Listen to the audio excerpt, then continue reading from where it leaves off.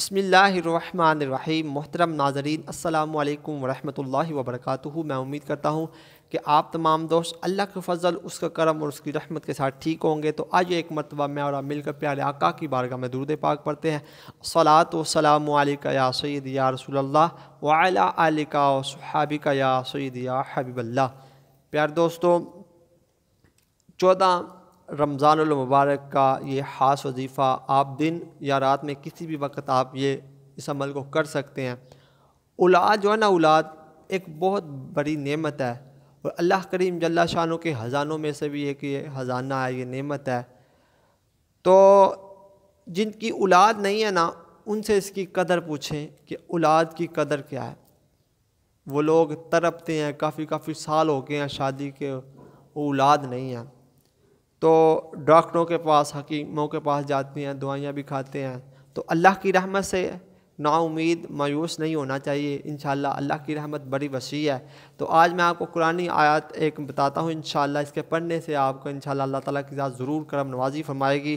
तो डॉक्टर ने जिसको लाइलाज कर दिया है, डॉक्टर कहता है ये बांझपन, अब ये औरत कि हाँ बच्चा नहीं पैदा हो सकता है, तो इंशाअल्लाह ज़रूर होगा इसके पढ़ने की बरकत से। तो सबसे पहले मैं दुआ करता हूँ कि या मालिक मौला अज़्ज़ वजल, जितने लोग बे औलाद हैं सबको औलाद नरीना की दौलत अता फरमा।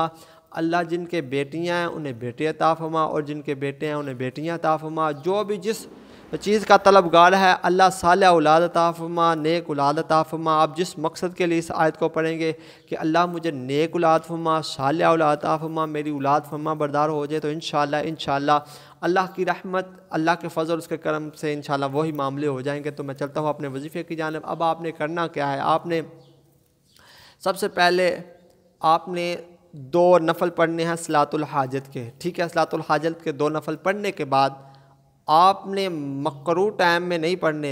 ठीक है, तो उसके बाद आपने 7 मरतबा दूद इब्राहीम पढ़ना है और उसके बाद आपने 111 मरतबा ये आयत पढ़नी है।